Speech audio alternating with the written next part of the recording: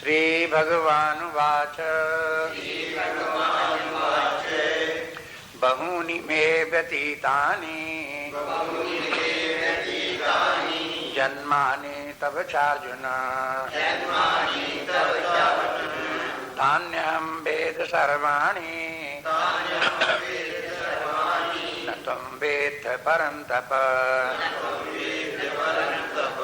अजोऽपि सन्नव्ययात्मा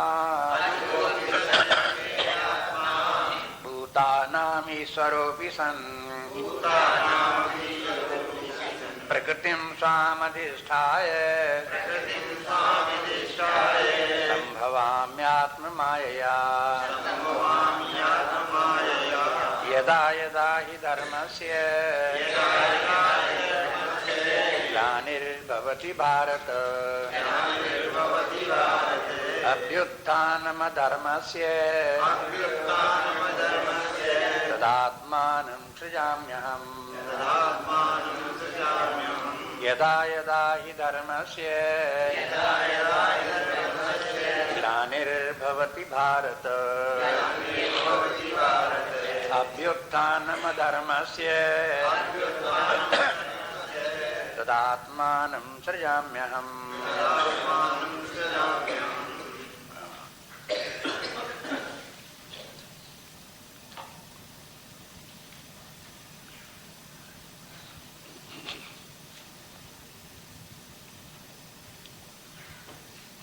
कल देख रहे थे भगवान बता रहे हैं कि अवतारवाद का क्या सिद्धांत है।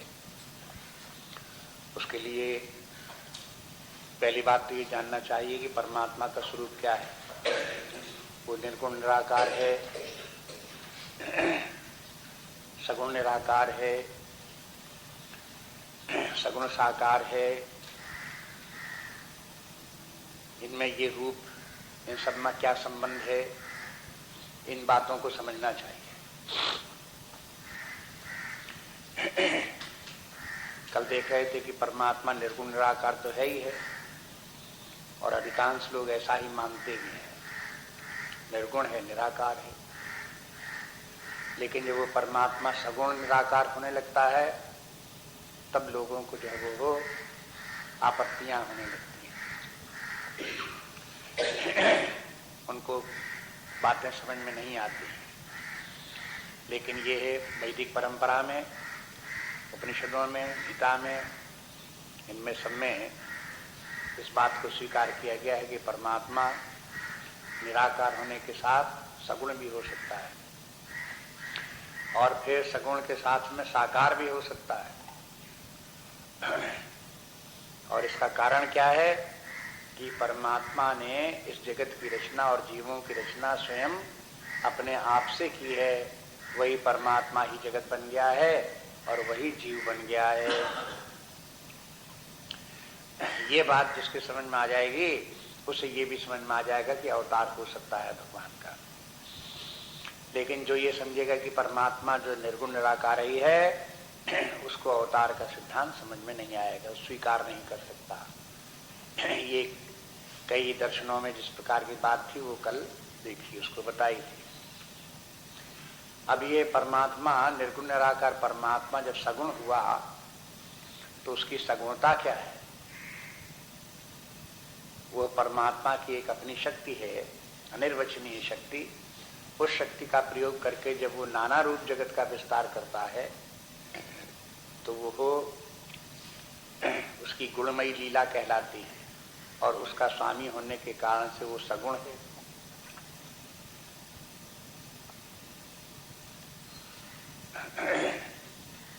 ये बात इसी प्रकार से समझनी चाहिए जैसे एक व्यक्ति सभा में बैठा हो,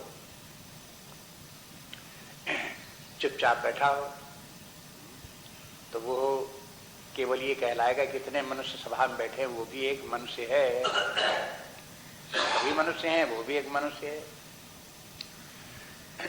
लेकिन कदाचित उससे ये पूछा जाए कि कोई गाना गा सकता है, भजन सुना सकता है, तो एक उनमें से उठ करके भजन सुनाने लगे और बड़ा सुंदर भजन सुना दे, तब उसे क्या कहेंगे? उसके साथ में एक उपाधि आ गई, कहेंगे ये तो बड़ा संगीतज्ञ है, संगीतकार है। तो मनुष्य में और संगीतकार में क्या अंतर है?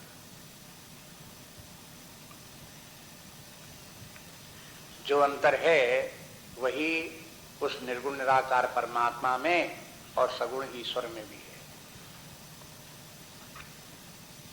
इस तुलना से, उदाहरण से अपने आप अपने हृदय में समझने का प्रयास करें।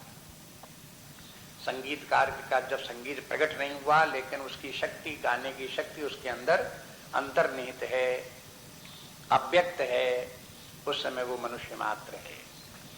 लेकिन जब उसकी वो शक्ति प्रकट हुई, लोगों ने जानी, तो प्रकट होने पर वो संगीत के कारण से, संगीत की उपाधि से वो संगीतकार है। इसी प्रकार से परमात्मा में जगत के नानात्व की रचना की सामर्थ्य है, लेकिन जिस समय वो अव्यक्त है उस समय वो निर्गुण निराकार है। और उस परमात्मा के अतिरिक्त कहीं कुछ नहीं, न कहीं जगत है, न कहीं जीव है, न देश है, न काल है, कहीं कोई भी कुछ भी रचना नहीं, एकमात्र परमात्मा ही है। लेकिन जब वो परमात्मा की वो अंतर्निहित शक्ति व्यक्त होने लगी तो देश काल प्रकट हो गए, नाना रूप वस्तुओं के प्रकट होने लगे। तो अब नानात्व तो प्रकट हो गया, मल्टीप्लिसिटी आ गई, भेद भेद वस्तुओं के इनके सबकी उत्पत्ति हो गई। ये है जो परमात्मा की शक्ति है। ये शक्ति, इसे माया भी कहते हैं और इसे प्रकृति भी कहते हैं। जब ये बताना होती है कि परमात्मा की ये शक्ति ऐसी रचना करती है जो स्वयं अपनी सत्ता से विद्यमान नहीं है, प्रतीत मात्र होती है, आभास मात्र है, ये जब बताना होता तब ये कहते हैं परमात्मा की माया शक्ति से इस मिथ्या जगत का विस्तार हुआ। माया शब्द का प्रयोग करते हैं। और जब ये बताना होता है कि यह माया, ये जगत परमात्मा से अभिन्न है, परमात्मा से ही उत्पन्न हुआ है, परमात्मा पर ही आश्रित है, परमात्मा पर ही स्थित है, तो उसे कहते हैं ये परमात्मा की प्रकृति है। वो प्रकृति का, प्रकृति माने एक प्रकार का स्वभाव। प्रकृति शब्द को नेचर जैसे प्रयोग करते हैं तो उसी के साथ साथ कहते हैं कि जैसे व्यक्ति का स्वभाव है, ऐसे परमात्मा का ये स्वभाव है कि उसकी शक्ति अव्यक्त हो जाती है और व्यक्त हो जाती है। तो शक्ति का व्यक्त अव्यक्त होना जो है ये है, ये उस परमात्मा का स्वभाव माने उसकी प्रकृति है ये। अब ये प्रकृति का फिर आगे और विचार करते हैं तो कहते हैं कि देखो, जिस परमात्मा की शक्ति से नानात्व का विस्तार होता है वो भी दो प्रकार की है। एक तो ये है जो कि जगत की रचना कर देती है, और एक वो है जीवों की रचना होने पर जीवों की बुद्धि में अज्ञान उत्पन्न कर देती है। जो अज्ञान है, परमात्मा का अज्ञान, सत्य का अज्ञान, ये अज्ञान भी माया है। जगत का नानात्व भी माया है। तो अज्ञान दशा में जगत का नानात्व ही सत्य प्रतीत होता है, सुखदायी प्रतीत होता है, उसी पर व्यक्ति निर्भर भी रहते हैं। अज्ञान की अवस्था में ऐसा होता है। अज्ञान भी मायाकृत और जगत भी मायाकृत। तो माया के भीतर, माया के अज्ञान से ही ये सब नानात्व मात्र ही इतना है, ये सब समझ में आता रहता है। ये तो हुआ माया का एक रूप। दूसरी बात ये, एक माया और परमात्मा की है, एक प्रकृति परमात्मा की और है, जिसे वो परमात्मा अपने बस में रख करके प्रयोग में लाता है। एक और माया है प्रकृति, इसी का एक रूप और है वो, और वो है कि वो परमात्मा अपनी उस शक्ति के द्वारा रूप धारण करता है, स्वयं ही निर्गुण निराकार से सगुण साकार रूप धारण करता है। ये भी उसकी अपनी प्रकृति है, ये भी उसकी अपनी माया है। ये जो माया जो परमात्मा की है, जिससे कि परमात्मा अवतार लेता है, जिस प्रकृति से, जिस माया से, उसका उल्लेख यहाँ करते हैं। प्रकृतिम स्वाम अधिष्ठाय, 6वें श्लोक में देखिए, स्वाम प्रकृतिम अधिष्ठाय। एक तो वो प्रकृति है जो परमात्मा अपनी इच्छा से संचालित करता है, और एक प्रकृति वो है जो जगत की रचना करती है, उसका अपना स्वभाव है, अपने स्वभाव के अनुसार वो जगत का विस्तार करती रहती है। ये जो माया, जो प्रकृति को सहारा लेकर के परमात्मा सगुण साकार रूप धारण करता है, उसके लिए अलग करने के लिए उस शक्ति को बता दिया कि स्वाम अधिष्ठाय, स्वाम प्रकृतिम अधिष्ठाय है। वो अपनी प्रकृति का अधिष्ठान है, आश्रय है, उसी को आश्रय लेकर के, उसी का सहारा लेकर के प्रकृति से वो सगुण साकार कोई भी रूप धारण कर ले, रूप धारण कर लेता है। अब देखिए इस प्रकृति का स्वभाव क्या है, कैसी प्रकृति है, कैसे रूप धारण करता है। तो परमात्मा, फिर याद करो, परमात्मा जो परब्रह्म परमात्मा है, वो सत स्वरूप, चेतना स्वरूप, आनंद स्वरूप है, जानते ही हैं।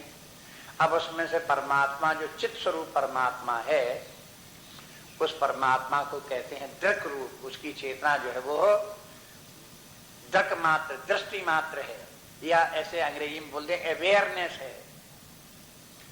अवेयरनेस, अवेयरनेस जो है वो हो परमात्मा की चेतन सत्ता है। लेकिन वो अवेयरनेस जब दो रूप धारण करे, परमात्मा की दृक शक्ति जब दृष्टा और दृश्य बने, तो यह उस परमात्मा की प्रकृति है। वो परमात्मा ही अद्वय होने पर भी जब वो हो दृश्य भी बने और दृष्टा भी बने, इन दो रूपों में विभक्त हो जाए, तब उस परमात्मा को कहेंगे कि परमात्मा ने ये कैसे किया, कि उसने अपनी प्रकृति के द्वारा ऐसा किया और स्वयं ही अपना उसने रूप धारण कर लिया। अब ये सब जो रहस्य हैं वेदांत के रहस्य, ये तो बड़ी शुद्ध बुद्धि से समझे जाते हैं।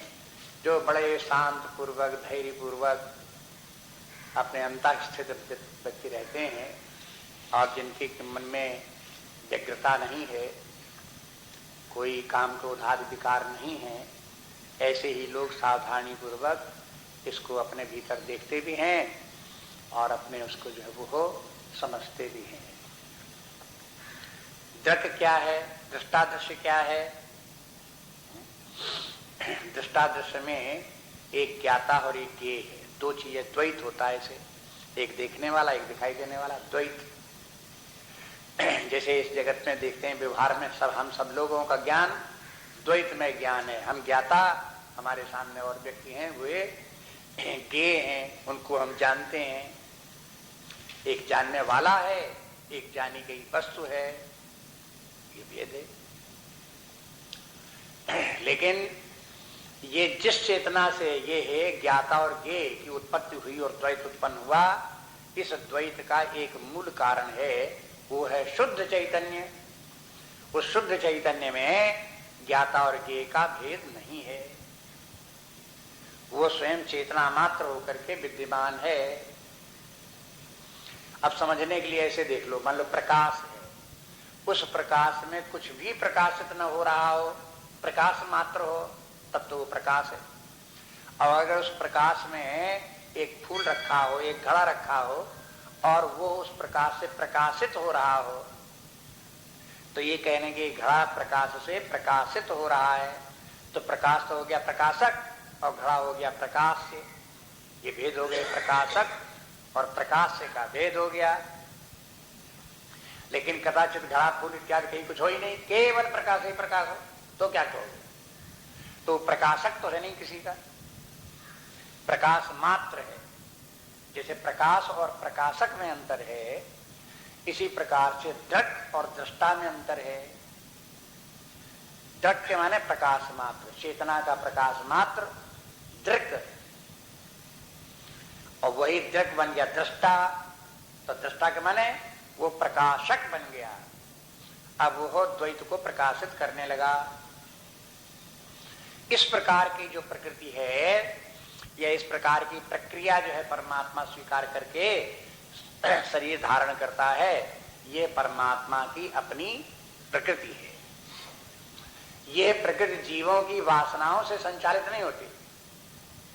बाकी जितनी जगत की रचना करने वाली माया है, ये जीवों की जो वासनाएं हैं उन वासनाओं के अनुसार कार्य करती है।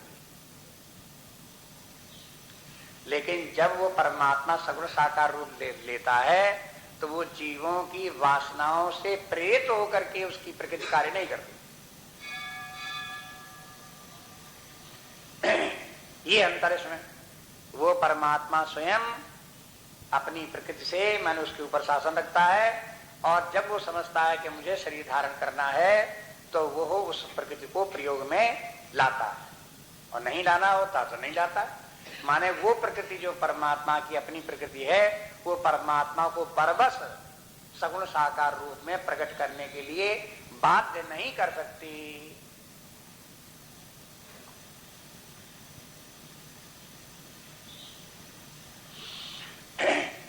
परमात्मा की वो प्रकृति परमात्मा के अधीन है। लेकिन ये प्रकृति जिससे कि जगत की रचना होती है, यद्यपि परमात्मा की शक्ति है, ये प्रकृति परमात्मा पर आश्रित है, किंतु ये जो रचना जगत की होती, जिस प्रकार का विश्व ब्रह्मांड की रचना होती है, वो समस्त जीवों की वासनाओं के समुच्चय से के अनुसार होती है। इस प्रकार से तो कहते हैं कि भगवान, अब कहते हैं कि देखो ये हमारी प्रकृति, अब भगवान की प्रकृति भी हो गई परमात्मा की, और परमात्मा की प्रकृति जो है वो भी माया है। भगवान इसलिए कहते हैं आत्म माया, मैं अपनी माया से प्रकट होता हूं। तो ये परमात्मा की जो प्रकृति है वो माया भी है।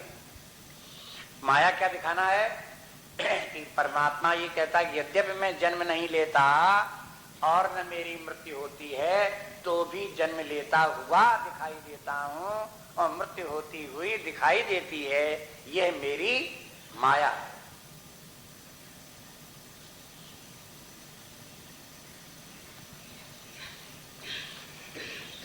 इसलिए इस तत्व के ऊपर अच्छी तरह से विचार करना चाहिए।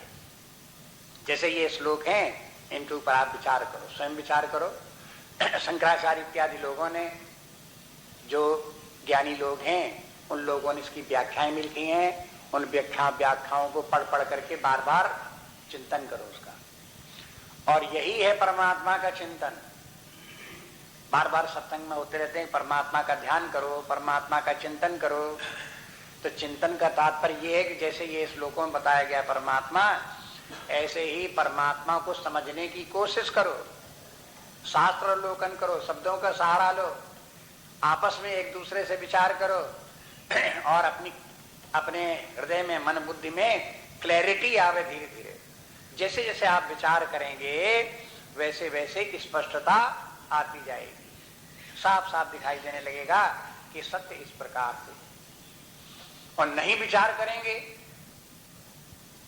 तो क्या होगा?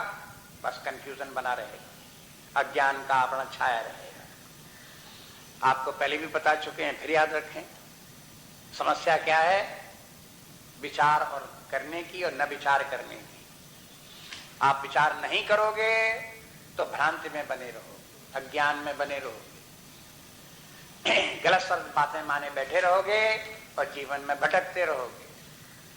विचार करोगे तो सत्य का ज्ञान होगा और भटकन से समाप्त हो जाएंगे, ठीक ठिकाने पहुंच जाएंगे, शांत और विश्राम मिलेगा। लेकिन विचार की ये महिमा लोगों को जल्दी समझ में नहीं आती और विचार करना नहीं चाहते। परिणाम ये कि जहां जिस गड्ढे में पड़े हैं वहीं पड़े रहते हैं। वही राग द्वेष, वही काम क्रोध, वही अशांति, वही दुख, वही परेशानियां, वही झंझट यथावत बने। इसलिए विचार करो और परमात्मा का स्मरण करो। देखो कि परमात्मा किस प्रकार का है, उसकी कैसी शक्तियां हैं, कैसा स्वरूप है, कैसे लक्षण है, किस प्रकार से वो अवतार लेता है, किस प्रकार से वो जगत की रचना करता है, किस प्रकार से जीव बनते हैं, किस प्रकार से जीव जगत परमात्मा से अभिन्न है। इन सबका बार बार विचार करो।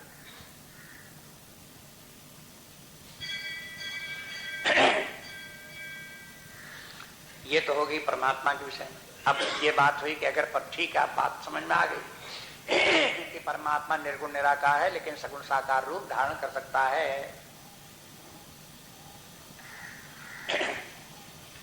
वो घोड़े का रूप भी धारण कर सकता है, मछली का रूप भी धारण कर सकता है, कछुए का रूप भी धारण कर सकता है, नरसिंह का रूप भी धारण कर सकता है, मानवीय रूप भी धारण कर सकता है। मानवीय रूपों में भी अपनी शक्ति को थोड़ी प्रकट कर सकता है, ज्यादा प्रकट कर सकता है। जहां जिस समय वो जितनी आवश्यकता समझता है कि हमारी थोड़ी शक्ति से काम चल जाएगा, वह अपनी थोड़ी शक्ति प्रकट करता है। जहां देखता है कि ज्यादा शक्ति की आवश्यकता है, वहां अपनी ज्यादा शक्ति को प्रकट कर देता है और फिर वो उस शक्ति के द्वारा इस जगत में व्यवस्था बनाए रखने का प्रयास करता है। अब देखो, दो शक्तियां संसार में चल रही है। एक तो माया शक्ति चल रही है जो व्यक्ति को अविद्या में डाल करके बंधन में और दुख क्लेश आदि में डालती है, ये नेगेटिव टेंडेंसीज है। और दूसरी तरफ पॉजिटिव परमात्मा है जो सत्स्वरूप है, आनंद स्वरूप है। वो जीवों को सन्मार्ग दिखाता रहता है, आत्मज्ञान बताता रहता है, सद्बुद्धि देता रहता है, जिसके द्वारा वो माया के जाल से छूटे और अपने आत्म स्वरूप में स्थित हो, आत्मानंद को, विश्राम शांति को प्राप्त करे। जो विचार नहीं करेगा, परमात्मा की तरफ ध्यान नहीं देगा, वो निराश सदा ही अविद्या ज्ञान में पड़ा ही रहेगा और दुखी होता रहेगा। जो परमात्मा की तरफ ध्यान देगा, उसे समझने की कोशिश करेगा, उससे छुटकारा हो जाएगा। कभी कभी लोग बाग इस प्रकार से भी बोलते हैं, कहते हैं कि परमात्मा जो है वो हो बड़ा स्वार्थी है। यह परमात्मा ऐसा है जो चाहता है कि हम सब लोग उस परमात्मा की सेवा करें और वो परमात्मा हमसे सबसे सेवा कराना चाहता है, पक्षपात करता है। जो उसकी सेवा करते हैं उनके साथ वो पक्षपात करता है। ये तो शुरू में ऐसा लगता है लोगों को, लेकिन दरअसल में बात ये है कि जब आगे चल करके शुद्ध बुद्धि होती समझते हैं तब देखते हैं कि ऐसा कुछ न पक्षपात है, न कहीं परमात्मा किसी से घृणा करता है, न किसी से पक्षपात करता है, न किसी से वो अपनी पूजा कराना चाहता है, न किसी से कुछ लेना देना चाहता है। वो तो अपना स्वभाव मात्र बताता है। परमात्मा का स्वभाव ऐसे जैसे सूर्य का एक स्वभाव है, ताप देना, प्रकाश देना, सूर्य का स्वभाव है। अब सूर्य के प्रकाश से अगर कोई लाभ लेना चाहे तो क्या करना पड़ेगा? सूर्य की सेवा करनी पड़ेगी। अब सूर्य की सेवा क्या है? सूर्य के प्रकाश में आओ। अब उसने सूर्य ने जिसने सूर्य की सेवा की और सूर्य ने उसको प्रकाश दे दिया तो आप कहोगे सूर्य जो है इसका पक्षपाती है? अरे भाई, जो चाहे सो जा करके उसमें सूर्य में धूप में खड़ा हो जाए, उसको प्रकाश मिलेगा, पक्षपाती काहेगा? लेकिन अगर कोई धूप में जा ही नहीं, कमरा बंद किए हुए भीतर बैठा रहे, अंधेरे में बैठा रहे, तो उसके लिए बेचारा सूर्य क्या करे? कहां से आकर के दरवाजा खोल करके तोड़ करके उसके भीतर घुस जाए और उसको जाकर उसके ऊपर प्रकाश कर दे। और कुछ जरा देर में वो नाराज होने लगे कि हमने तुमसे कब कहा था तुम कमरे में घुस जाओ, प्रकाश करो। हा? इसी तरह से अगर कोई व्यक्ति भौतिकवादी जीवन जी करके विषयों के सुख में ही जीता है और परमात्मा उसके ऊपर भी कृपा करना चाहे, जबरदस्ती करके उसको कहे कि नहीं नहीं तुमको हम मुक्त करेंगे, तुमको आत्मज्ञान ब्रह्म ज्ञान से, तो कहते तुम कौन होते हो हमें ज्ञान देने वाले? हम अपने आनंद में, इन विषयों के सुख में हम बड़े आनंद में हैं, काजे को इसकी शक्ति आती है। इसलिए परमात्मा जो वो उसका स्वभाव इस प्रकार का है, उसकी कि जो परमात्मा की तरफ उन्मुख होता है, उसकी सहायता लेता है, उसे उसकी सहायता प्राप्त होती है, बस। और न कोई पक्षपात है, न गैर पक्षपात है, तो कुछ नहीं है। इसलिए विचार करो। अब बात यह है कि परमात्मा फिर अवतार क्यों लेता है? अवतार ले सकता है, एक तो बात ये थी, वो तो अभी तक विचार हो गया कि परमात्मा अवतार ले सकता है। जो लोग समझते हैं अवतार नहीं ले सकता, वो बात गलत है। अब दूसरी बात ये, अवतार ले तो क्यों ले? इस बारे में भी प्रश्न होते हैं लोगों के। अरे ये परमात्मा सर्वत्र विद्यमान है और सर्वशक्तिमान है, तो इच्छा मात्र करे बस जैसा चाहे वैसा हो जाए, क्या कर लेने की जरूरत। ऐसे लोग बात प्रश्न करते हैं। तो देखेंगे, आप विचार करेंगे तो मालूम होगा वो भी ठीक नहीं है। अगर परमात्मा स्वयं ही अपने मन से इच्छा कर ले कि संसार के सारे जीव मुक्त हो जाएं, हो सकता है उसकी इच्छा सारे जीव मुक्त हो जाएं, लेकिन उन जीवों को आपत्ति हो सकती है। जैसा अभी हमने बताया कि हमको आपने मुक्त क्यों कर दिया। ऐसे बहुत से अभी जहां प्रवचन होते रहते वहां पूछते हैं लोग, मुक्त होने से क्या फायदा, उसमें तो नुकसान ही है।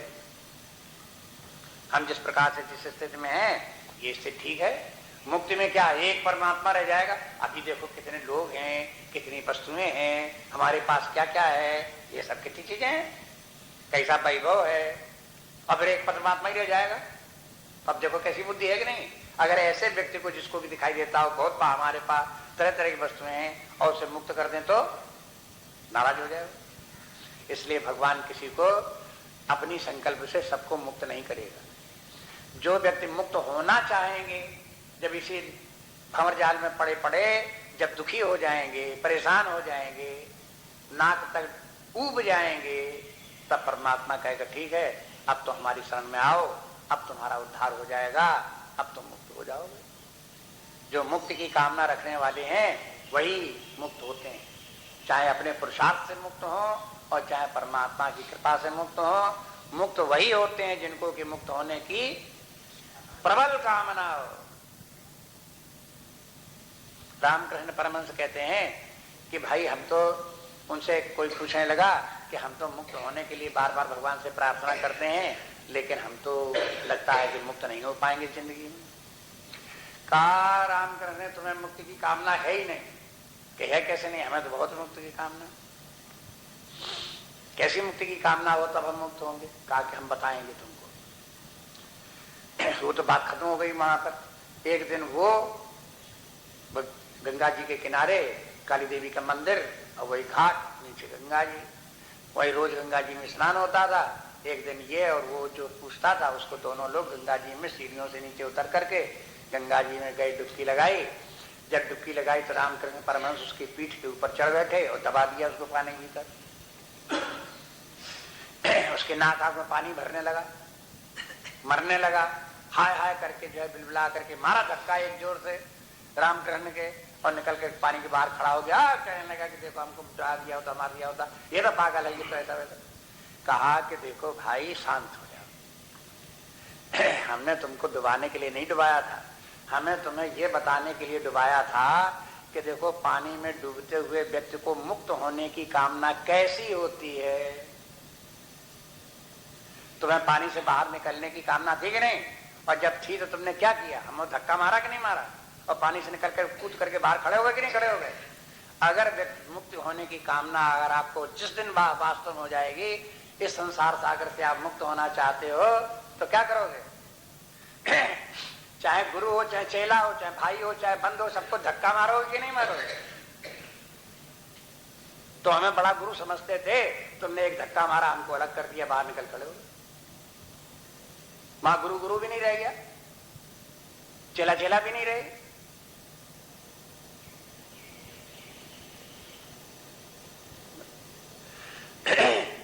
इसलिए केवल अगर मुक्ति प्राप्त नहीं हो तो अपनी ही कमी है। हम मुक्ति चाहते ही नहीं, हमें विषयों की कामना, संसार की कामना, शरीर की आसक्ति, यही प्रबल है।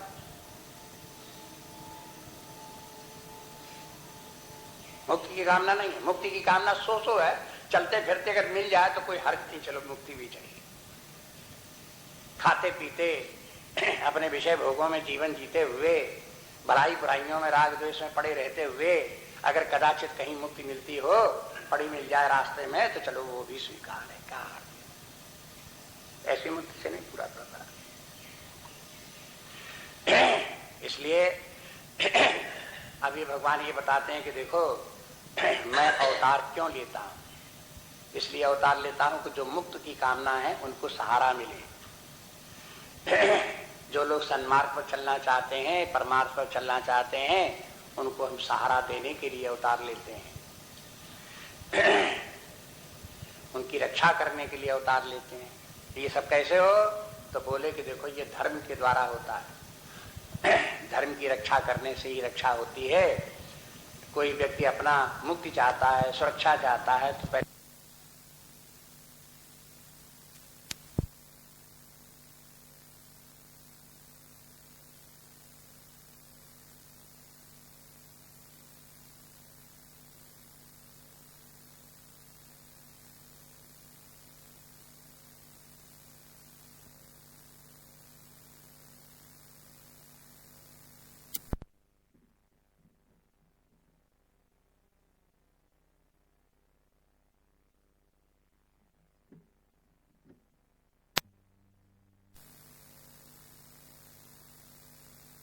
तो इनके यही रास्ता है जिससे कि व्यक्ति धीरे धीरे मुक्त हो जाता है, आगे बढ़ता जाता है, विकास होता जाता है। तो इसी कार्य के लिए जो जीव मुक्त होना चाहते हैं वो साधु स्वभाव के हैं, संत हैं, भले लोग हैं, उनको सहारा देने के लिए हम अवतार लेते हैं। सो केवल भक्तन हित लागी। रामचरितमानस में तुलसीदास जी कहते हैं भगवान ने अवतार क्यों लिया है? जब जब होई धर्म के हानि, बाढ़े असुर मानी, तब तब धरि हर मनुज शरीरा, हरहि कृपा निध सज्जन भीरा। हरहि कृपा निध सज्जन भीरा, ये प्रयोजन अवतार का है। वैसे यहाँ कहते हैं यदा यदा ही धर्म से ग्लानिर्भवति भारत। इसी श्लोक का अनुवाद है तुलसीदास जी का। लेकिन तुलसीदास जी जब अनुवाद करते हैं तो अक्षरशः नहीं करते हैं, लिटरल अनुवाद नहीं करते हैं। वो अनुवाद करते हैं तो व्याख्या भी उसकी कर देते हैं। तो आप देखोगे इसमें यदा यदा ही धर्म से ग्लानिर्भवति, जब जब धर्म की ग्लानि होती है। ग्लानि के माने क्या है? तुलसीदास भी ग्लानि लिख सकते थे लेकिन नहीं लिखा, शब्द बदल दिया जिससे कि अर्थ पता चल जाए। ग्लानि का अर्थ क्या है? जब जब होई धर्म के हानि, बस इसी का अर्थ है ग्लानि का।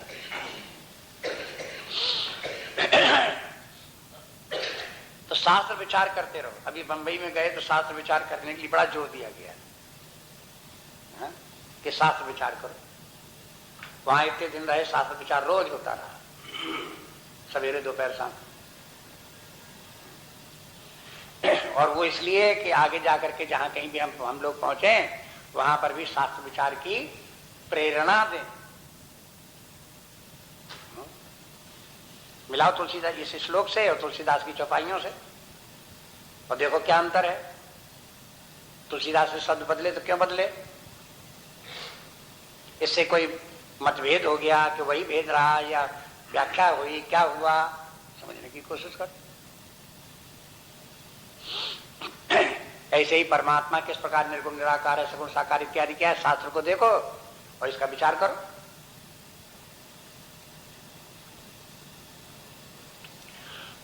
तो बोलते हैं कि जब जब अब होता क्या है कि माया का काम ये है कि इस जगत में ये माया का तो निषेधात्मक कार्य है। बस व्यक्तियों के स्वभाव ऐसा बने कि वे अज्ञान में पड़े, अज्ञान में पढ़ करके विषयों की आसक्तियों में पड़े, आसक्तियों में पढ़ करके राग द्वेष में पड़े, काम क्रोध आदि में पड़े, दुखों में पड़े। बस यही प्रकृति का और माया का काम है। माया का काम कोई व्यक्ति को उद्धार कर देना है थोड़ा ही है। माया का काम बंधन में डालना है, दुखों में डालना है। अब उस माया से छूटो। अब छूटने का उपाय ये क्या है? अब ये परमात्मा ही बतावे। तो भगवान का काम है इस माया से छूटने का उपाय बताते हैं, वो करो। तो उनके लिए बस इसी के लिए जो है ये है भगवान अवतार लेते हैं। दूसरी बात अभ्युत्थानम अधर्मस्य, और जब अधर्म का अभ्युत्थान होता है, धर्म की तो हो गई ग्लानि हानि और अधर्म हो गया, बढ़ गया। अभ्युत्थान के माने क्या है? अधर्म बढ़ गया। संस्कृत के ग्रंथों में इस प्रकार से आता है कि जब कोई राजा दूसरे राजा के ऊपर चढ़ाई करता है तो उस राजा का अभ्युत्थान कहलाता है, चढ़ाई कर देना। एग्रेसिव नेचर जो एग्रेशन होता ना, एग्रेशन तो ऐसे ही करके जब अधर्म एग्रेसिव हो जाए और अधर्म के ऊपर वो आक्रमण कर दे और धर्म विनष्ट होने लगे, हाँ? तब कहा भाई अब तो ऐसी स्थिति आ जाएगी कि एक दिन सब जगह धर्म ही धर्म हो जाएगा और फिर कोई व्यक्ति मुक्त होने के लिए रास्ता ही नहीं रह जाएगा। इसलिए उसको बचाने के लिए, धर्म की रक्षा करने के लिए भगवान फिर अवतार लेते हैं, तब ये कार्य करते हैं। तदात्मानम सृजाम्यहम, तदा उस समय जो है हम आत्मानम सृजाम्यहम, हम अपने आप का सृजन करते हैं। माने अपने आप का सृजन माने क्या होगा? अब देखो इस अर्थ को भी विचार करो। भगवान कहते हैं उस समय मैं अपने आप का सृजन करता हूं, मैं अपने आप की रचना करता हूं। तो आप अपने शरीर की रचना कर सकते हो? नहीं कर सकते हो। वो तो शरीर अपनी प्रकृति से चल रहा है, पैदा हुआ, बड़ा हुआ, मरे, कुछ भी हो, कोई हम ना शरीर को बना सकते हैं न बिगाड़ सकते हैं। शरीर जैसे चला आ रहा चल रहा है। लेकिन परमात्मा जो है शरीर को, अपने शरीर को स्वयं बनाता है, अपने आप का सृजन करता है। तो इसके लिए एक उदाहरण इस प्रकार से हो सकता है कि मान लो हम लोगों को किसी रंगमंच में कोई एक्टिंग करनी हो, राजा बनना हो, भिखारी बनना हो, तो क्या करेंगे? फिर हम अपने रूप की रचना करेंगे।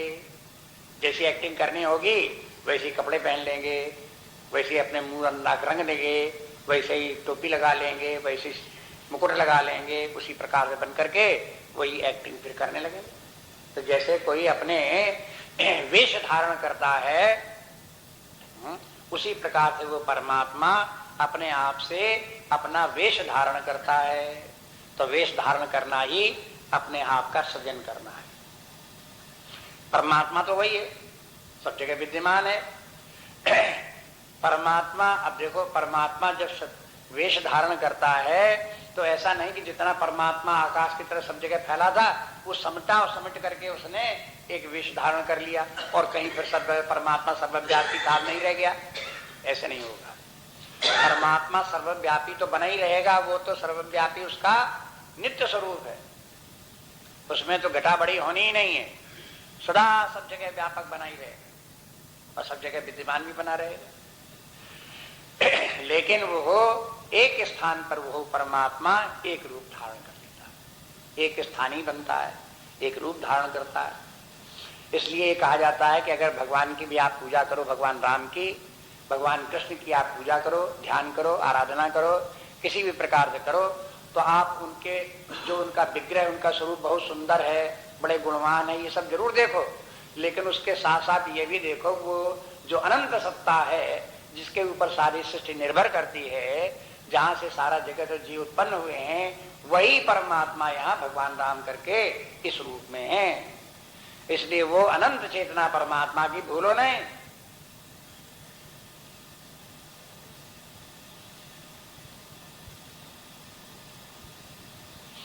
इस प्रकार से भगवान कहते हैं कि हम अवतार लेते हैं। तदात्मानम सृजाम्यहम, सब शब्द जितने में सब ढूंढ ढूंढ करके चुन के रखे जाते हैं, उन शब्दों को ध्यान दो। क्यों ऐसा बोलते हैं? व्यर्थ के शब्दों का प्रयोग नहीं है। भगवान ने कह दिया मैं अपने आप की रचना करता हूं, तो कहाँ करते होंगे? ऐसे थोड़े करते हैं। तो कैसे करते हैं, क्यों करते हैं, इसके ऊपर प्रश्न करो और विचार करो। सुनो,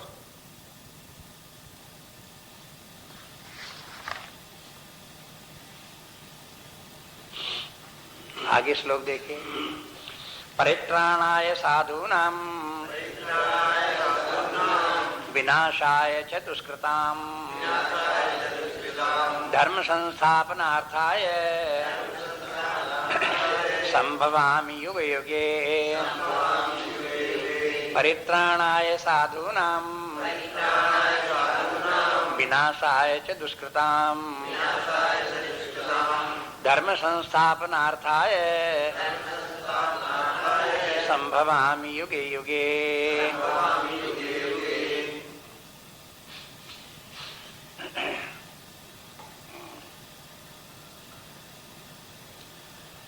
इसके शाब्दिक अर्थ देख लिए। परित्राणाय, परित्राण के माने रक्षा करना, त्राण माने रक्षा, परित्राण माने भली भांति रक्षा करना। परित्राणाय साधु नाम, जितने साधु लोग सत्पुरुष, साधु ना सत्पुरुष, भले लोग जितने भी हैं उनके परित्राण के लिए, रक्षा के लिए, और विनाशाय च दुष्कृताम, और दुष्कर्म करने वाले व्यक्ति जो हैं, अधर्म के मार्ग पर चलने वाले हैं, उनका विनाश करने के लिए, और धर्म संस्थापनार्थाय, और फिर धर्म की शिक्षा दे करके समाज में, संसार में धर्म को की स्थापना करने के लिए, संभवामि युगे युगे, युग युग में हम संभवामि। अब यहाँ संभवामि, वहां अपने आप की रचना करते हैं, यहाँ संभवामि के अर्थ संकेत है कि मैं अपने आप को प्रकट कर देता हूं। भगवान प्रकट होकर के इस प्रकार से ये कार्य करते हैं। सगुण साकार रूप में भगवान संभाव्य है, उनके लिए कोई रूप धारण करें, और रूप धारण करके जगत में इस प्रकार का कार्य करते हैं। युगे युगे कि मैंने समय समय पर, कभी कभी इस प्रकार से करते रहे, रोज रोज नहीं ये कार्य करते, कभी कभी युग युग में। युग तो बहुत बड़ी काल की अवधि है। इसलिए आप देखते हैं कि सतयुग में भी भगवान ने अवतार लिया, त्रेता में लिया, द्वापर में अवतार लिया। इस प्रकार से युग युग में अवतार लेने की कथाएं हैं। पुराणों में आप कथा पढ़ो तो युग युग में कथाएं हैं, किस प्रकार का अवतार लेते हैं। ऐसे भगवान अवतार लेकर के धर्म की स्थापना करते रहते हैं। धर्म संस्थापनार्थ है। धर्म की स्थापना करने के माने क्या है कि लोगों को धर्म क्या है ये समझा देते हैं, और दूसरे जो धर्म के मार्ग पर चलते हैं उनका उद्धार कर देते हैं, उनकी रक्षा कर देते हैं। ऐसे भी धर्म की रक्षा होती है। और जो अधर्म के मार्ग पर चलते हैं उन लोगों को पहले तो मना करते हैं कि भाई तुम्हारा ये रास्ता ठीक नहीं है, अधर्म के मार्ग पर जा रहे हो, माया ने तुमको घेर लिया है, तुम ठगे गए हो, सही रास्ते पर आ जाओ। लेकिन नहीं मानता तो कहा कि भाई अब तो दशा ये हो गई कि अगर तुम्हारा विनाश नहीं करते तो तुम्हें क्या होगा कि ये जो धर्म जो है वो धर्म पे ही हानि हो जाएगी, धर्म ही समाप्त हो जाएगा। तो धर्म की रक्षा करने के लिए उस व्यक्ति को मारना भी पड़ता है। अब इन पंक्तियों से देखने से ऐसे लगता है कि भगवान जो है जो अधर्मी हैं उनसे द्वेष रखते हैं, और जो धर्म के मार्ग पर चलते हैं उनसे राग रखते हैं। और ऐसी इस पंक्तियां पढ़ करके लोग बाग अपने मन में संतोष कर लेते हैं, जब भगवान को भी राग द्वेष है तो हमें राग द्वेष है, तो उसमें क्या हानि है। तो ये नहीं है कि भगवान में राग द्वेष नहीं है। ये मत समझो कि भगवान दुष्कृतियों को अगर मार देते हैं तो उनसे द्वेष रखते हैं, सुकृतियों की रक्षा करते हैं तो उनसे कोई उनको राग है, ऐसा नहीं है।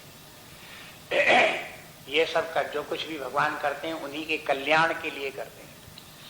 इसलिए कहीं कहीं इनकी सबकी व्याख्या करते हुए आचार्यों ने ऐसा भी कहा कि किसी दुष्कृति व्यक्ति का विनाश करने के माने क्या है, कहते उसके जो दुष्कृत हैं उनका विनाश कर देते हैं तो वो व्यक्ति दुष्कृत से उसका उद्धार हो गया। अगर कोई व्यक्ति चोर है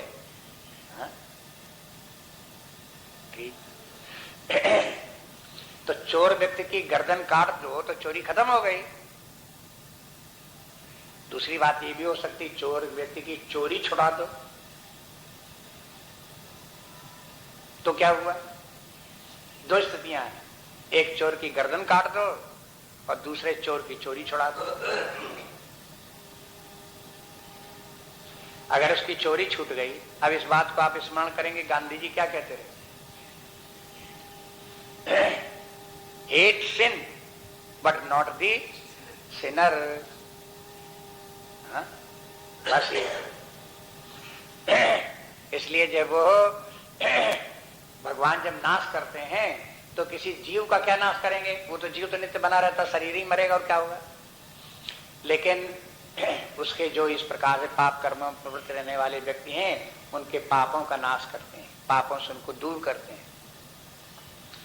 चाहे एक जन्म हो, चाहे दो जन्म हो, चाहे चार में हो, चाहे 10 में हो, उनको इस प्रकार की प्रेरणा देते रहते हैं जिससे धीरे धीरे करके पापों से उनका छुटकारा हो जाए। और जो सन्मार्ग पर चलने वाले, पुण्य कार्य करने वाले हैं उनको भगवान प्रोत्साहित करते हैं कि तुम इसी मार्ग पर चलते रहोगे तो तुम डरो मत, भले ही तुमको लाभ कम दिखाई दे भौतिक सुख कम दिखाई दे, यश कीर्ति कम दिखाई दे, तुमसे लोग डरे नहीं। भले ही तुमको ऐसा लगे कि देखो हम धर्म के मार्ग पर चलते हैं तो हमसे कोई डरता नहीं। अरे न डरे न डरे, लेकिन तुम धर्म के मार्ग पर चलोगे, इस धर्म के द्वारा तुम्हारा कल्याण होगा, तुम्हें मुक्ति प्राप्त होगी, परम पद प्राप्त होगा। इसलिए उनको प्रोत्साहित भी करते रहते हैं। तो जब भगवान अवतार लेते हैं तो जो दुष्कर्मी लोग हैं वो भयभीत होते हैं, और जो सत्कर्म करने वाले हैं वे लोग भगवान से प्राप्त करके दर्शन पा करके प्रसन्न होते हैं, उन्हें उत्साह प्राप्त होता है धर्म के मार्ग पर चलने पर। इस प्रकार से धर्म की स्थापना भगवान करते रहते हैं। रामचरितमानस में बहुत जगह इस बात की बात आई है कि भगवान इस प्रकार से धर्म की स्थापना करते रहते हैं। ये भी कहते हैं कि ये धर्म क्या है, ये भगवान का विग्रह है, भगवान का ही रूप धर्म है, और माया का रूप अधर्म है। माया ने अधर्म का रूप धारण कर लिया। कभी कभी विभ्रम रहता है लोगों को, तो लोग समझते हैं कि ये माया जो कि व्यक्ति को अधर्म में लगाती है, दुष्कर्म में लगाती है, ये भी भगवान की शक्ति बड़ी अच्छी है। भगवान का ही रूप था ये माया, जो व्यक्तियों को पाप में लगाती है, दुख देती है, बंधन में डालती है। क्या है? भगवान की शक्ति है तो बहुत अच्छी है ना। अगर अच्छी होती भगवान की इस प्रकार की तो फिर शास्त्र क्या कहते कि देखो ये सब माया जिससे सारा नाम रूपात्मक जगत का विस्तार हुआ है, ये माया बड़ी कल्याणकारी है, लोगों के लिए बड़ी सुखदायी सिद्ध होगी, सब लोग इसी माया के पीछे दौड़ते रहो। लेकिन ये माया जो है वो अज्ञान उत्पन्न करने वाली है, राग द्वेष उत्पन्न करने वाली है। ये बाह्य जगत में जो कुछ दिखाई देता है उसके प्रति भ्रांति उत्पन्न करने वाली है, उसको सुखदायी बताने वाली है, उसमें लिप्त करने वाली है। इस प्रकार की ये माया है। लेकिन भगवान की एक दूसरी और माया है, जिस माया के द्वारा परमात्मा सगुण साकार रूप धारण करता है, उस माया का ध्यान करो। वो माया परमात्मा की कल्याणकारिणी माया वही है। जब भगवान अवतार लेते हैं तो भगवान के साथ, जैसे रामायण में देखते हैं भगवान राम ने अवतार लिया, उनके साथ सीता जी ने भी अवतार लिया। तो अब ये माया जिसने सीता जी के साथ अवतार लिया, ये माया भगवान राम को बंधन में डालने वाली, अज्ञान में डालने वाली, दुख देने वाली ऐसी है क्या? नहीं है। इसके माने ये माया कोई दूसरी माया है, भिन्न प्रकार की माया है। इसलिए इस माया को जिसने के अवतार लिया सीता के रूप में, इस प्रकार की माया है। लेकिन ऐसे होल करके समस्त माया को लो तो एक ही माया के सब नाना रूप है। जैसे आपको बता दिए पहले, जो माया जितनी भी शक्ति परमात्मा की एक है, वही परमात्मा की शक्ति विभिन्न प्रकार से कार्य करती है। उसके दो भाग हो गए, एक भगवान की अपनी प्रकृति, अपनी माया, और दूसरी वो माया जो वासनाओं के द्वारा संचालित होती है।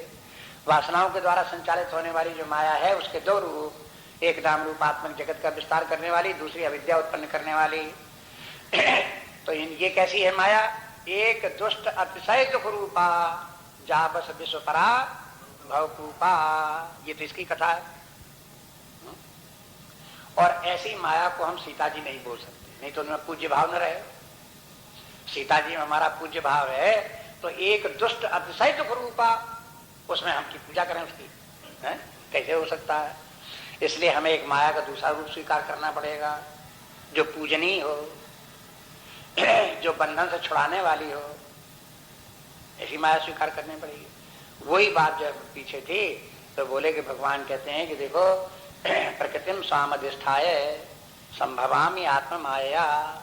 हम अपनी माया से संभव, जब तो वही रामायण में भी तुलसीदास जी क्या कहते हैं, भगवान जब आकाशवाणी हुई तो आकाशवाणी में भगवान बोले कि देखो अंसन सहित मनुष्य अवतारा, ले हूं दिनकर वंश उदारा, जन जड़ मुन सिद्ध सुरेशा, तुम्हें लाग धरियो नरवेशा। और आदि शक्ति जही जगो पर आया, सौ अवतरी मोरी वो माया। मेरी जो माया जो है जिसने की सारी जगत की रचना कर रखी है, वो माया भी हमारे साथ जो है अवतार लेगी। तो मोर वो माया जब अवतार लेगी क्या रूप धारण करेगी? तो उस ऐसे लगता है कि जो जगत रचना हमारे मोह में डालने वाली, लोगों को दुख देने वाली माया है, वो सब भगवान राम के साथ लगी रहती है। तो भगवान राम को भी दुख देती है, लक्ष्मण को भी दुख देती है, जहां भरत रथ जो कोई आ जाते हैं उनको सबको वो दुख देती रहती है। ऐसा तो होता नहीं है? इसके माने ये दुखदाई माया नहीं है सीता जी।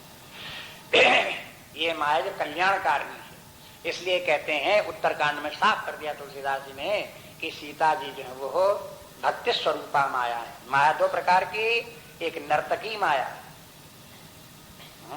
जैसे किसी व्यक्ति के एक पत्नी हो अपनी अर्धांगनी और दूसरी कोई नर्तकी हो, नर्तकी का नाच भी देखे लेकिन उससे नर्तकी नाच देखने भर की है, वो अपनी करके उसे नहीं मानेगा, लेकिन जिसकी की अपनी पत्नी है उसे अपना करके मानता, ये अपनी है।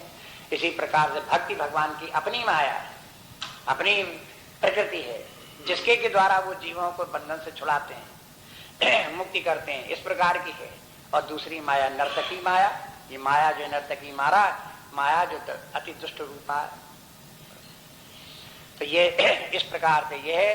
देखो तो भगवान कहते हैं कि हम इस प्रकार से संसार में अवतार लेकर के ये कार्य करते रहते हैं कि धर्म की स्थापना करते रहते हैं।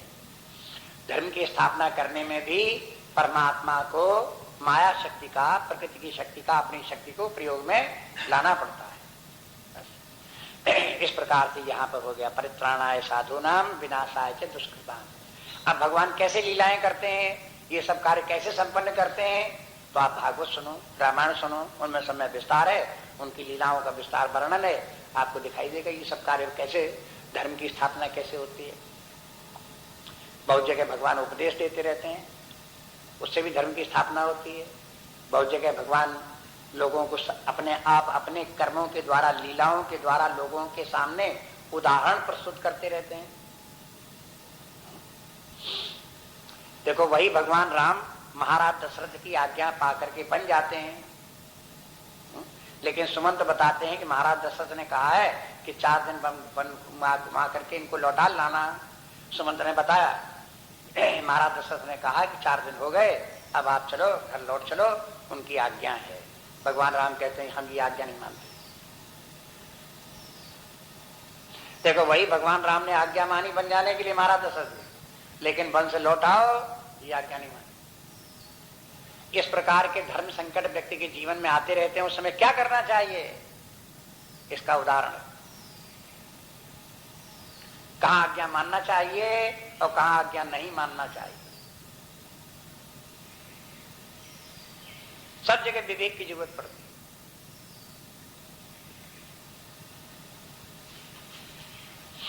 है। ये सब कैसे बताया जाता है, करके बताया जाता है। देखो जैसे करते हैं इस प्रकार से अनुसरण करो, इस प्रकार से करो, देखो ये तरीका है इस प्रकार।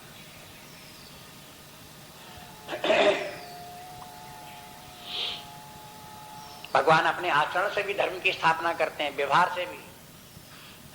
साधु सज्जन लोग जो उनकी बात को सुनने को तैयार हैं, उनको सुनाते भी हैं, समझाते हैं। विभीषण भगवान राम की शरण में आता है तो विभीषण को भगवान राम धर्म की शिक्षा देते भी हैं। जो धर्मरथ का वर्णन है युद्ध क्षेत्र में, विभीषण को शिक्षा है धर्म की, वहां शिक्षा भी धर्म की देते हैं। रावण भगवान की शरण में नहीं आता, उनकी बात सुनने को तैयार नहीं है, तो फिर उस रावण से युद्ध भी करते हैं, उसका विनाश भी कर देते हैं और उसको छुड़ा देते हैं, पाप कर्मों से छुड़ा करके फिर परम पद प्राप्त करा देते हैं। भगवान के मुख में प्रवेश कर गया, भगवान की परम गति को प्राप्त हो गया, ये भी भगवान कर देते। तो भगवान कोई दुष्कृति लोगों से बैर भाव नहीं रखते, द्वेष नहीं रखते। अगर रावण से भगवान राम का द्वेष होता तो उसे मारते और मार के नरक दे देते। तो कहते थे कि भाई उसका जो है क्या, भगवान ने क्या भगवत्ता अपनी दिखाई उसके साथ में। तो भगवान ने अपनी भगवत्ता ये दिखाई, उससे युद्ध किया, उसके शरीर को तो नष्ट कर दिया, लेकिन उसके जीव तत्व को अपने अपने आत्म तत्व में विलीन कर लिया, उसे मुक्त कर दिया। ये भगवान की भगवत्ता हो गई, कृपा हो गई उनकी। तो बस ये सब शिक्षा, धर्म की शिक्षा यही है व्यवहार काल में किसी से राग द्वेष मत रखो।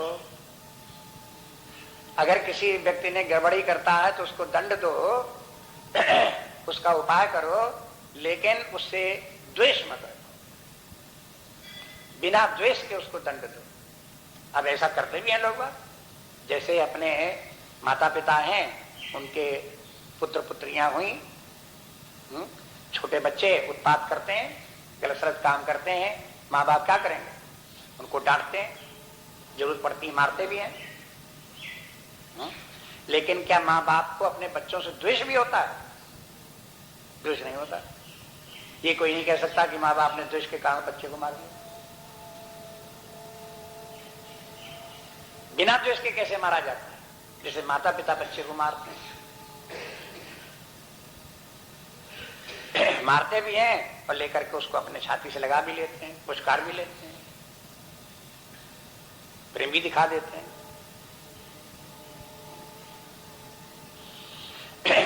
बिना द्वेष के लिए। इसी प्रकार से समाज में सबको अपना समझो, अपना स्वरूप समझो, सब मेरे ही हैं, मेरे ही स्वरूप हैं, यह परमात्मा के स्वरूप है। भक्ति भाव हो तो कहो कि जिस परमात्मा के हम भक्त हैं उसी परमात्मा ने सबका रूप धारण किया हुआ है। और कहां से आ गए ये सब? परमात्मा के रूप तो हैं। जब हम परमात्मा की पूजा करते हैं सभी हमारे पूजनीय है, सारा जगत हमारा पूजनीय है। ज्ञान की दृष्टि से देखो, अगर ये कहो कि हम आत्मा है, ब्रह्म है, परमात्मा है, तो ये कहो कि हम ही एक परमात्मा थोड़े, ही सारा जगत परमात्मा ही का रूप है, हमारा ही रूप सब है। हाँ? निज प्रभु में देखें जगत कासन करें विरोध। जिसको ये दिखाई देने लगे कि हमारा प्रभु ही ने सारा जगत रूप धारण किया है, उसको किसी से द्वेष कैसे हो सकता है, किसी से बैर कैसे हो सकता है? हो ही नहीं सकता। तत्र का मोहा का शोकः एकत्वम अनुपश्यतः। ईशावास्योपनिषद। अगर किसी को दिखाई देता है कि एक परमात्मा ही सर्वत्र वही हमें, वही सबके रूप हैं, तो मोह कैसे होगा, शोक कैसे होगा? विचार कर लो, हो सकता है क्या? हो ही नहीं सकता। इसलिए इस प्रकार की शिक्षा कि व्यवहार काल में बिना राग द्वेष के भी कैसे व्यवहार चल सकता है, किस प्रकार से इस प्रकार के जीवन को चल सकता है, वो समझने की कोशिश करें। और वो उत्कृष्ट जीवन है। ऐसा नहीं कि राग द्वेष छोड़ करके अगर हम व्यवहार करेंगे तो कोई एक निम्न कोटि का हमारा व्यवहार हो जाएगा, बहुत गंदा संदा निम्न स्तर का व्यवहार हो जाएगा, ऐसा नहीं है। महिमा में होगा, श्रेष्ठ होगा। बस समस्या होती है ये कि अपने अज्ञान के कारण, ना समझी के कारण हम राग द्वेष को महत्व देते रहते हैं। राग द्वेष तो होना ही चाहिए, वो तो होगा ही होगा, उसके बिना भला कैसे क्या हो सकता है? यहां तक कि तो नौबत आती है, लोग बाग ये कहते हैं अगर राग द्वेष रहित होकर के सबके साथ प्रेम भाव रखो। ये भी है कि जो लोग गड़बड़ लोग हैं, गलत रास्ते पर जाने वाले हैं, अधर्मी हैं, दुराचारी, भ्रष्टाचारी कुछ भी हो, लेकिन उनका भी हित कामना चाहने लगे कि भाई देखो ऐसा न करो, ऐसे करो, उनको सन्मार्ग की शिक्षा दें, उनके साथ भी प्रेम पूर्वक बात कर लें, बोल दें, तो दूसरे लोग कहेंगे देखो इनको तो यही लोग चोर डाकू बदमाश सब ये बड़े प्रिय हैं, ये तो इन्हीं के भाई बंधु बने घूमते हैं। ऐसे आक्षेप लोग करने लगे। क्यों? कि वो तो इतना ही जानते हैं राग द्वेष तो दुनिया में होता ही होता ही है, बिना राग द्वेष के कोई हो नहीं सकता, और न व्यवहार बिना राग द्वेष के हो सकता है। इसलिए चूंकि नहीं हो सकता, इसलिए भला दुनिया में कौन ऐसा व्यक्ति है जो बिना राग द्वेष के व्यवहार करे? इसलिए जरूर इसको इन लोगों से राग हो गया है, चोटाकू बदमाशों से राग है। ऐसी बोलने की भी हिम्मत कर लेते लोग। लेकिन श्रेष्ठ, लेकिन ऐसे लोगों को राग द्वेष में पड़े हुए अज्ञानी व्यक्तियों की भला कौन परवाह करे? कहने सो कहते रहे। पंचदशी में ही कहते हैं कि अगर हमारा ज्ञान, हम तो आत्मज्ञानी से ब्रह्मज्ञानी हो गए, लेकिन दूसरे जो लोगों ने जाना नहीं तो क्या फायदा? तो आचार्य कहते हैं ये ज्ञान ऐसा है, ये ऐसी महिमा है कि ये स्वयं अपने आप ही अपने आप आनंद देती है, कोई इसको जाने चाहे न जाने। किसी को जन्माने से आपको ये ज्ञान जो सुखदायी होगा, ऐसा सुखदायी ज्ञान, ऐसा ज्ञान का लक्षण नहीं है। कोई निंदा करेगा तो भी ये ज्ञान सुखदायी है, कोई प्रशंसा करेगा तो भी ये ज्ञान सुखदायी है।